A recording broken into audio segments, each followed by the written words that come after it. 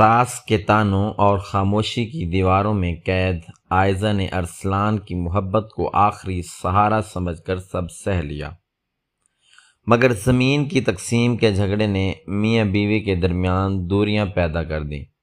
ارسلان ماں کے خوف اور بیوی کے حق کے بیچ الجھ کر رہ گیا، اور عائزہ نے شکایت کی بجائے خدمت سے جواب دے کر بیگم زہرا کے سخت دل کو نرم کرنے کی کوشش کی۔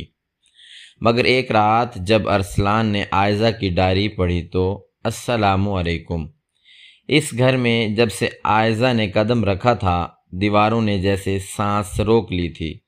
وہی دیواریں جو کبھی ارسلان کی بچپن کی کہکہوں سے گونجتی تھیں، اب ہر کونے میں خاموشی کا پہرا دیتی نظر آ رہی تھیں، اور اس خاموشی کے پیچھے بیگم زہرا کی وہ نظریں تھیں جو ہر لمحہ تولتی تھیں کہ بہو نے چائے میں چینی کم تو نہیں ڈال دی، کہ سالن میں نمک زیادہ تو نہیں ہو گیا، کہ مہمانوں کے سامنے اس نے آنکھیں جھکا کر سلام کیا بھی ہے یا نہیں۔ ارسلان جو جرمنی سے مکینیکل انجینئرنگ کر کے آیا تھا، اس کے خوابوں میں ایک ایسا گھر تھا جہاں علم ہو، گفتگو ہو اور عزت ہو، مگر وہ سمجھنے میں ناکام رہا کہ ماں کی خدمت جب ملکیت کا روپ دھار لے تو وہی محبت گلے کا پھندا بن جاتی ہے۔ عائزہ لاہور کی ایک متوسط گھرانے کی لڑکی تھی۔ اس کے ابا سرکاری اسکول میں استاد تھے اور امی گھر سنبھالتی تھیں۔ اس نے ہمیشہ سنا تھا کہ سسرال دوسرا گھر ہوتا ہے، مگر یہاں آ کر اسے محسوس ہوا کہ یہ گھر اس کا کبھی ہو ہی نہیں سکتا جب تک بیگم زہرا کی مرضی کے تسبیح نہ پڑھی جائے۔ شادی کے تیسرے دن ہی جب عائزہ نے باورچی خانے میں برتن دھوتے ہوئے صابن کا نیا برانڈ استعمال کیا تو شام کو پورے محلے میں یہ بات پہنچ چکی تھی کہ نئی بہو کو پیسے کا کوئی حساب نہیں ہے۔ ہمارے زمانے میں تو ایک صابن 3 مہینے چلتا تھا۔ عائزہ نے رات کو ارسلان سے کچھ کہنے کی کوشش کی تو وہ تھکن کے مارے آنکھیں موندے بولا، عائزہ، میری ماں نے ساری عمر ہمیں پالا ہے، ان کی عادتوں پر ہنسنا مت، برداشت کرو۔ برداشت کا لفظ عائزہ کے دل میں ایک کانٹے کی طرح چبھ گیا، کیونکہ وہ یہ نہیں سمجھ پا رہی تھیں کہ برداشت کی حد کہاں ہے۔ کیا اپنی ذات کو مٹا دینا بھی برداشت کہلاتا ہے؟ بیگم زہرا کا ایک اور ہتھیار تھا ان کا ماضی، اور وہ ہر بات پر کہتی، ہمارے زمانے میں ایسا ہوتا تھا، ویسا ہوتا تھا۔ اور جب عائزہ نے ایک بار نرمی سے کہا کہ امی زمانہ بدل گیا ہے تو جواب ملا، ہاں بدل گیا ہے، اسی لیے تو گھر اجڑ رہے ہیں۔ ارسلان دن بھر سائٹ پر رہتا، رات کو آ کر کھانا کھاتا اور سو جاتا۔ اسے لگتا تھا کہ وہ دونوں عورتوں کے درمیان انصاف کر رہا ہے، مگر انصاف تب ہی ممکن ہوتا ہے جب دونوں کی بات سنی جائے، اور وہ صرف ماں کی سنی باتوں پر یقین کرتا تھا۔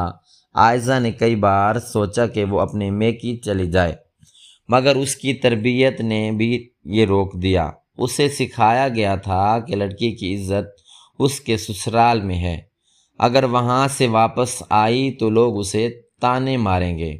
بیگم زہرا کی زبان میں خاص مہارت تھی، وہ کبھی براہ راست برا نہیں کہتی تھیں، ہمیشہ ایسے جملے بولتی جن میں دعا کا لہجہ ہوتا اور زہر کا اثر۔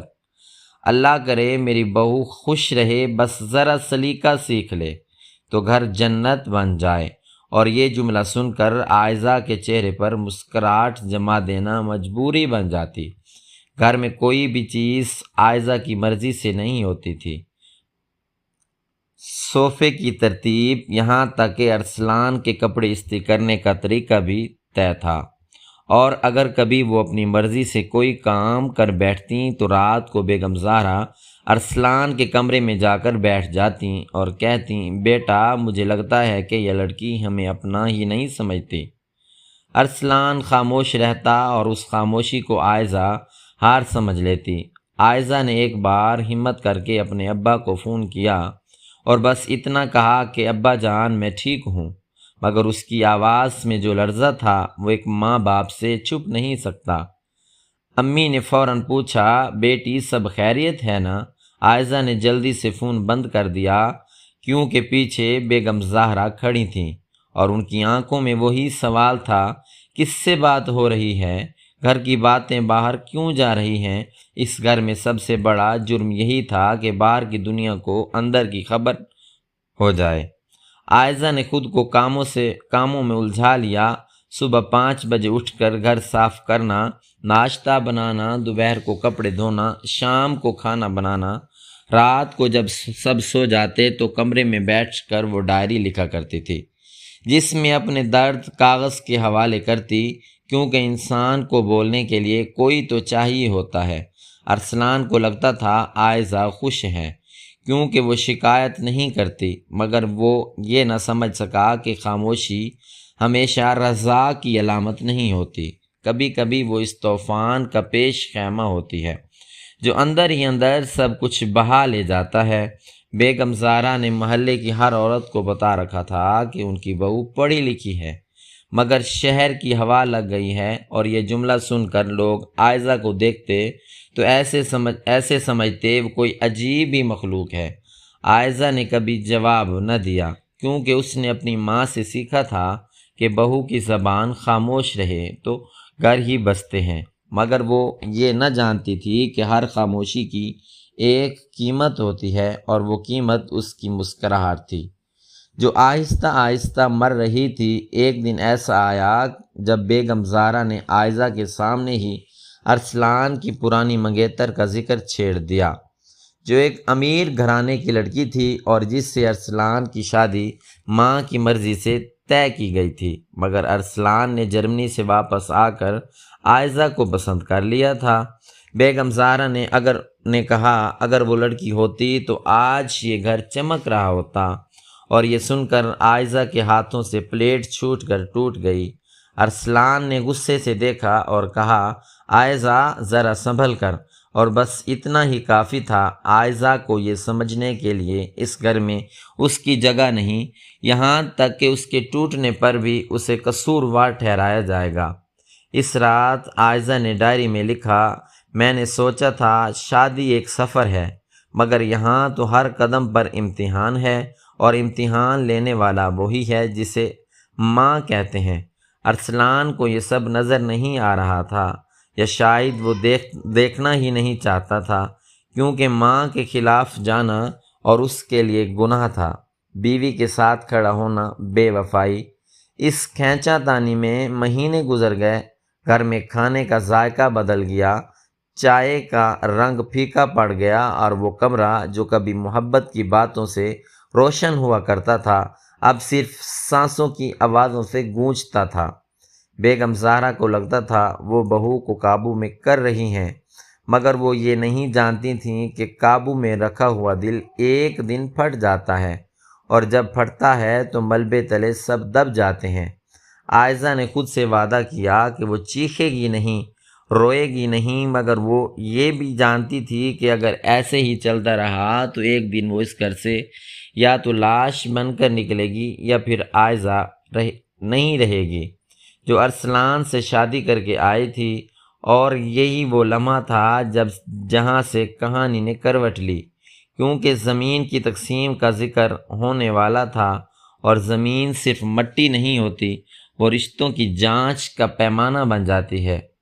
زمین کا ذکر جب پہلی بار گھر میں آیا تو ایسے لگا جیسے کسی نے خاموشی کے پردے کو چیر کر ایک پرانی زخم کو کھرچ دیا ہو، وہ زخم جو ارسلان کے والد کے انتقال کے بعد کسی نہ کسی بہانے سے رستا رہا تھا، مگر اب چاچا اقبال نے باقاعدہ طور پر پنچایت بلانے کی بات کر دی تھی، کیونکہ حویلی کے ساتھ لگی ہوئی 20 ایکڑ زمین اور گاؤں کے باہر والا باغ جس میں آم کے پرانے درخت تھے سب کی نظروں کا مرکز بن چکے تھے۔ ارسلان کا خیال تھا کہ یہ زمین اب بوجھ بن چکی ہے، نہ اس کی دیکھ بھال ہو رہی ہے، نہ آمدنی، کسان آدھی فصل خود کھا جاتے ہیں، اور حساب کتاب میں ہمیشہ گھاٹا ہی نکلتا ہے۔ اس لیے بہتر یہی ہے کہ زمین بیچ کر اس رقم سے شہر کے کنارے پر ایک چھوٹی سی پلاسٹک کی فیکٹری لگائی جائے، جس سے مستقل آمدنی ہو اور خاندان کے نوجوانوں کو روزگار ملے گا۔ مگر یہ بات بیگم زہرا کے لیے گویا کفر تھی۔ وہ کہتی تھیں کہ زمین بیچنا باپ دادا کی روح کو تکلیف دینے کے برابر ہوتا ہے۔ یہ مٹی ہماری پہچان ہے۔ کل کو تمہارے بچے پوچھیں گے کہ ہماری جڑیں کہاں ہیں تو ہم انہیں کیا دکھائیں گے؟ ایک فیکٹری کی چمنی۔ عائزہ نے کبھی یہ نہیں کہا کہ زمین میرے نام لگے۔ اس کا صرف اتنا مطالبہ تھا کہ جو بھی فیصلہ ہو وہ کھلے دل سے اور سب کو اعتماد میں لے کر ہو۔ مگر یہاں تو ہر بات بند کمروں میں ہو رہی تھی اور اسے بس نتیجہ سنایا جاتا تھا۔ چاچا اقبال کے بیٹے سلیم اور وقار روز آتے اور ارسلان کو ایک طرف لے جا کر سمجھاتے تھے، دیکھو اگر تم نے ابھی حصہ نہ لیا تو کل کو یہ زمین دوسروں کے قبضے میں چلی جائے گی، اور ماں کو بھی ورغلا دو کہ بہو کے آنے سے پہلے ہی فیصلہ ہو جائے، کیونکہ عورتیں آ کر مردوں کو بہکاتی ہیں۔ دوسری طرف بیگم زہرا رات کو ارسلان کے سرہانے بیٹھ کر وہی پرانی بات دہرایا کرتیں، بیٹا یہ عائزہ شہر کی لڑکی ہے، اسے دیہات کی مٹی سے کیا لگاؤ ہوگا؟ کل کو یہ تجھے چھوڑ کر چلی جائے گی تو زمین بھی لے اڑے گی اور تو اکیلا رہ جائے گا۔ ارسلان کے دل میں ماں کی بات بیٹھ گئی، کیونکہ وہ بچپن سے یہی سنتا آیا تھا کہ ماں کی دعا میں اثر ہوتا ہے اور ماں کا شک کبھی غلط نہیں ہوتا۔ تو عائزہ نے محسوس کیا کہ ارسلان اس سے کٹ رہا ہے۔ وہ باتیں جو پہلی رات گئے تک ہوتی تھیں اب صرف کھانا لگا دو اور پانی دو تک محدود ہو گئیں۔ چھت پر وہ جگہ جہاں وہ ستارے گنا کرتے تھے اب ویران پڑی تھیں، اور ارسلان رات کو جلدی سو جایا کرتا تھا تاکہ بات ہی نہ کرنی پڑے۔ ایک دن عائزہ نے ہمت کر کے ارسلان ہم دونوں بیٹھ کر سوچیں، یہ گھر ہمارا ہے اور ہم ایک دوسرے کا ساتھ نہ دیں تو باہر والے ہمیں توڑ دیں گے۔ مگر ارسلان نے سرد لہجے میں جواب دیا، عائزہ تمہیں سمجھ نہیں آتی، ماں نے ساری عمر قربانی دی ہے، تمہیں ان کی عزت کرنی چاہیے۔ اور یہ جملہ عائزہ کے لیے کسی تھپڑ سے کم نہ تھا، کیونکہ اس نے کبھی بیگم زہرا کی بے عزتی نہ کی تھی، بس وہ اپنا وجود تسلیم کروانا چاہتی تھی۔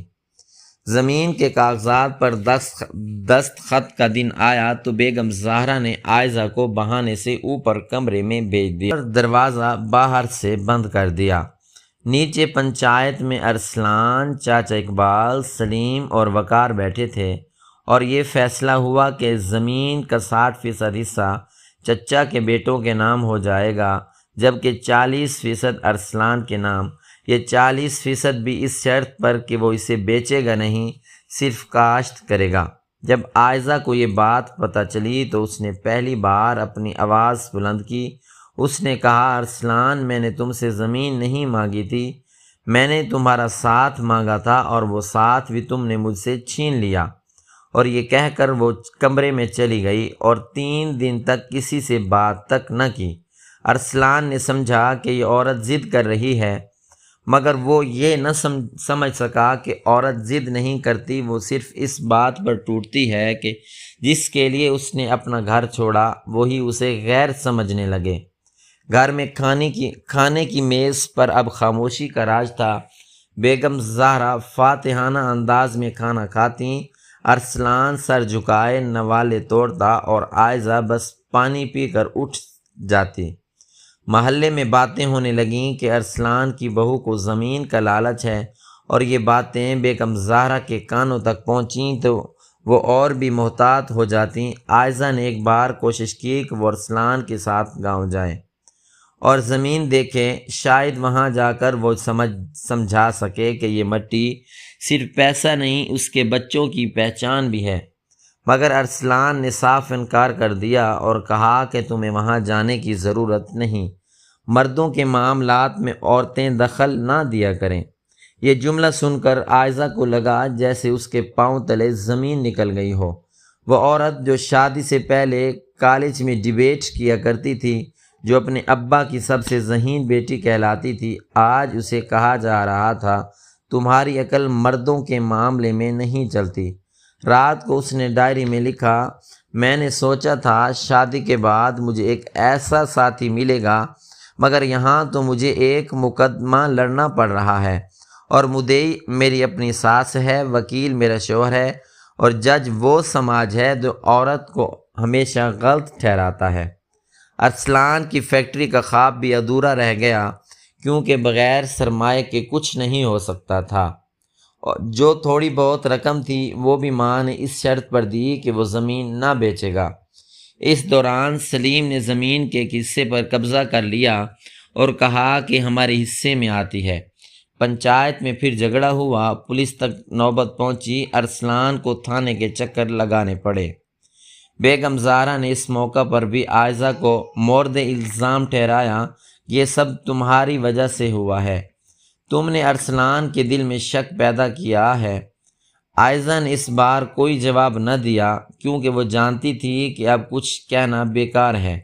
جب آدمی سننا ہی نہ چاہے تو الفاظ دیواروں سے ٹکرا کر واپس آ جاتے ہیں۔ ارسلان اور عائزہ کے درمیان فاصلہ اتنا بڑھ گیا کہ وہ ایک ہی بستر پر سوتے ہوئے بھی اجنبی تھے۔ عائزہ کروٹ بدلتی تو ارسلان دوسری طرف منہ کر لیتا، اور ارسلان کو لگتا تھا کہ اگر وہ بات کرے گا تو جھگڑا ہو جائے گا۔ گھر میں بچے کی بات بھی چل نکلی۔ بیگم زہرا کہتی تھیں کہ اب پوتا چاہیے، مگر عائزہ کا دل کسی بچے کے لیے تیار نہ تھا۔ اس ماحول میں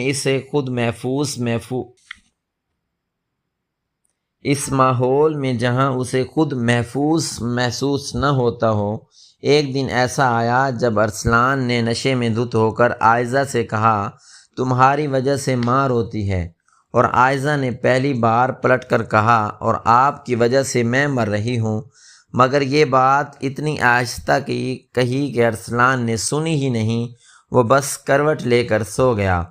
اسی رات عائزہ نے فیصلہ کر لیا کہ وہ اب خاموش نہیں رہے گی، کیونکہ خاموشی نے اسے اندر ہی اندر کھا لیا تھا، اور ابھی نہ بولی تو وہ خود کو کھو دے گی۔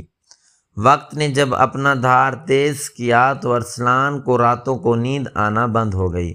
دفتر میں اس کی فائلیں ادھوری رہتیں۔ انجینئر جو کبھی ہر مسئلے کا حل نکالا کرتا تھا، اب خود ایک الجھن بن گیا تھا۔ اسے سمجھ نہیں آ رہا تھا کہ وہ ماں کا بیٹا ہے یا بیوی کا شوہر، اور یہی دوئی اندر ہی اندر اسے کاٹ رہی تھی۔ ایک شام جب وہ معمول سے پہلے گھر لوٹا تو صحن میں ایک عجیب سی خاموشی تھی۔ کمرے سے بیگم زہرا کی سسکیوں کی آواز آ رہی تھی، وہ تیز بخار میں تپ رہی تھیں، اور عائزہ ان کے سر پر ٹھنڈے پانی کی پٹیاں بنا رہی تھی۔ خود اس کی آنکھیں سرخ تھیں، مگر ہاتھ ایک لمحے کے لیے بھی نہ رکے تھے۔ دوا کا وقت ہوا تو اس نے گھڑی دیکھ کر دوا دی۔ رات کو جب بخار بڑھا تو وہ ساری رات جاگ کر ان کے پاؤں دباتی رہی، اور کسی سے یہ نہ کہا کہ انہی ہاتھوں نے کل ہی اس پر تانوں کی بارش کی تھی۔ ارسلان دروازے پر کھڑا یہ سب دیکھ رہا تھا، اور اسے پہلی بار احساس ہوا کہ جس عورت کو وہ بے وفا اور لالچی سمجھ رہا تھا، وہ اس کی ماں کے لیے اجنبی نہیں بلکہ بیٹی سے بڑھ کر خدمت گزار بن گئی تھی۔ اور یہ خدمت کسی لالچ میں نہیں بلکہ اس تربیت میں تھی جو اس کے ابا نے دی تھی۔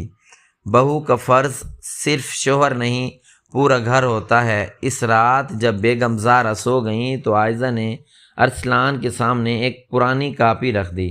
یہ وہی ڈائری تھی جس میں اس نے شادی کے پہلے دن سے لے کر آج تک کا ہر لمحہ لکھا تھا، بغیر کسی گالی کے، بغیر کسی الزام کے، صرف یہ بتانے کے لیے کہ ایک عورت جب اپنے گھر میں اجنبی بن جائے تو اس کے دل پر کیا گزرتی ہے۔ ارسلان نے ساری رات جاگ کر وہ صفحے پڑھے۔ ہر سطر میں اسے اپنی غفلت نظر آئی، ہر جملے میں اسے اپنی ماں کی محبت کے نام پر کی گئی زیادتی نظر آئی، اور جب فجر کی اذان ہوئی تو اس کی آنکھوں سے وہ آنسو بہے جو مرد عام طور پر پی جاتے ہیں۔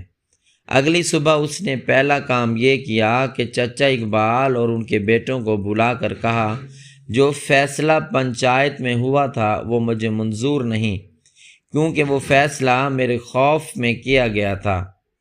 میری ماں کے ڈر میں کیا گیا تھا۔ میں اب اپنی بیوی اور ماں دونوں کو بٹھا کر نیا فیصلہ کروں گا۔ بیگم زہرا نے پہلے تو بہت شور مچایا، کہا کہ تم بہو کے بہکاوے میں آ گئے ہو، مگر جب انہوں نے دیکھا کہ عائشہ نے ان کی بیماری میں ایک گھونٹ پانی تک اپنے ہاتھ سے پلایا تو ان کا دل پگھلنے لگا۔ بیگم زہرا نے پہلے تو بہت شور مچایا، کہا کہ تم بہو کے بہکاوے میں آ گئے ہو، مگر جب انہوں نے دیکھا کہ عائشہ نے ان کی بیماری میں ایک گھونٹ پانی تک اپنے ہاتھ سے پلایا تو ان کے دل پگھلنے لگا۔ انہیں یاد آیا کہ وہ خود نئی بہو بن کر آئی تھیں تو ان کی ساس نے بھی کبھی ان کے ساتھ یہی سلوک کیا تھا اور وہ یہ سمجھتی تھیں کہ یہی رواج ہے، مگر اب انہیں لگا کہ وہ رواج غلط بھی ہو سکتا ہے۔ ارسلان نے بیچ میں بیٹھ کر کہا، امی آپ نے ساری عمر ہمارے لیے قربانی دی، مگر قربانی کا مطلب یہ نہیں کہ میں عائشہ کو قربان کر دوں۔ اور عائشہ تم نے کبھی غلطی کی کہ تم نے بھی مجھ سے بات چھپائی، تمہیں پہلے دن ہی کہنا چاہیے تھا کہ تمہیں کیا تکلیف ہے۔ عائشہ نے آنکھوں میں آنسو لیے کہا، میں نے کہا تھا ارسلان، مگر تم نے سنا ہی نہیں، تم نے ہر بات میں ماں کو آگے رکھا اور میں یہ نہیں کہتی تھی کہ ماں کو پیچھے رکھو، میں صرف یہ کہتی ہوں کہ مجھے بھی انسان سمجھو۔ اس دن تینوں نے پہلی بار ایک میز پر بیٹھ کر بات کی۔ بیگم زہرا نے خود کہا کہ میں ڈرتی تھی کہ بہو آ کر میرا بیٹا مجھ سے چھین لے گی، مگر آج سمجھی کہ بیٹا اسی کا ہوتا ہے جو اسے انسان سمجھے، اور اگر میں نے عائشہ کو بیٹی نہ سمجھا تو کل کو میرا بیٹا بھی مجھے پرایا سمجھے گا۔ ارسلان نے زمین کا ایک حصہ عائشہ کے نام کر دیا، نہ اس لیے کہ وہ لالچ میں تھی بلکہ اس لیے کہ وہ چاہتا تھا کہ اس کے بچے جب بڑے ہوں تو جانے کہ ان کے ماں باپ نے لڑائی سے زیادہ سمجھداری کو چنا۔ اور یہ کاغذات عائشہ نے لے کر الماری میں رکھ دیے اور کہا کہ یہ میرے لیے نہیں ہیں، ہمارے گھر کے لیے ہیں، تاکہ کل کو کوئی باہر والا بھی ہمارے درمیان دراڑ نہ ڈال سکے۔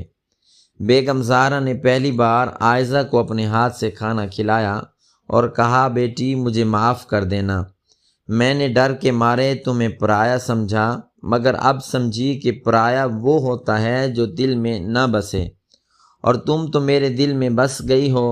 عائشہ کی آنکھوں سے بہنے والے آنسو اب تکلیف کے نہیں سکون کے تھے۔ اس نے کہا، امی مجھے زمین نہیں چاہیے تھی، مجھے صرف یہ احساس چاہیے تھا کہ یہ گھر میرا بھی ہے۔ اس کے بعد گھر میں ایک نیا اصول بنا کہ ہر فیصلہ تینوں مل کر کریں گے، چاہے وہ کھانے کا ہو یا زمین کا سودے کا، جو بات دل میں ہو وہ زبان پر آئے گی، تانوں میں نہیں، چیخوں میں نہیں، محبت میں۔ ارسلان نے فیکٹری کا ارادہ ملتوی کر دیا اور فیصلہ کیا کہ وہ گاؤں کی زمین خود دیکھے گا، جدید طریقے سے کاشت کرے گا اور اس کی آمدنی سے گھر کے ساتھ گاؤں کے چند غریب بچوں کی تعلیم کا بندوبست کرے گا تاکہ اس زمین پر فصل نہ اگے، انسان بھی اگیں۔ عائشہ نے گھر میں ایک چھوٹی سی لائبریری بنائی جہاں محلے کی لڑکیاں آ کر پڑھا کرتی تھیں، کیونکہ وہ جانتی تھی کہ اگر عورت پڑھ لے تو وہ گھر نہیں توڑتی، وہ گھر بناتی ہے۔ بیگم زہرا نے اب عائشہ کو سکھانا شروع کیا کہ پرانی رسموں میں کون سی باتیں اچھی تھیں اور کون سی بدلنے والی تھیں، اور عائشہ نے انہیں بتایا کہ نئی دنیا میں عورت کی عزت اس کی خاموشی میں نہیں، اس کی آواز میں ہے۔ محلے میں اب لوگ کہتے ہیں کہ ارسلان کے گھر میں پہلے لڑائی ہوا کرتی تھی، اب مشورہ ہوتا ہے، اور یہ تبدیلی راتوں رات نہیں آئی، اس کے پیچھے ایک عورت کا ضبط، ایک ماں کا احساس ندامت اور ایک بیٹے کا یہ فیصلہ تھا کہ وہ انصاف کرے گا۔ ایک دن ارسلان نے عائشہ سے کہا، مجھے معاف کر دینا، میں نے تمہیں سمجھنے میں دیر کر دی، اور عائشہ نے ہنس کر کہا، دیر آیت درست آیت، اور اسی ہنسی میں وہ ساری کڑواہٹ بہہ گئی جو مہینوں سے دل میں جمی تھی۔ بیگم زہرا نے اس رات چھپ کر بیٹھ کر آسمان کی طرف دیکھا اور کہا، اللہ تو نے مجھے بیٹا دیا، بہو دی اور اب مجھے سمجھ دی، اس سے بڑی نعمت کیا ہوگی۔ اس کے بعد حویلی کی دیواروں پر پھر سے ہنسی گونج آئی، چولہے پر کھانا جلدی پکنے لگا اور رات کو سونے سے پہلے تینوں مل کر دعا کرتے، اللہ ہمارے گھر کو نظر سے بچائے، کیونکہ اب وہ جانتے تھے وہ گھر وہ نہیں ہوتا جہاں دیواریں ہوں، گھر وہ ہوتا ہے جہاں دل جڑے ہوں۔ اور یوں وہ کہانی جو ساس کے تانوں اور زمین کے جھگڑوں سے شروع ہوئی تھی، اس کا انجام اس احساس پر ہوا کہ رشتے خون سے نہیں، عزت اور سمجھ سے نبھتے ہیں، اور اگر انسان وقت پر جھک جائے تو وہ نہ صرف اپنا گھر بچا لیتا ہے بلکہ اپنی آنے والی نسلوں کے لیے ایک مثال بھی چھوڑ دیتا ہے۔ ناظرین، مزید اس طرح کی سبق آموز کہانیوں اور ناولوں کے لیے ہماری ویڈیو کو لائک کریں اور شیئر کریں اور ہمارے چینل کو سبسکرائب کریں۔ شکریہ۔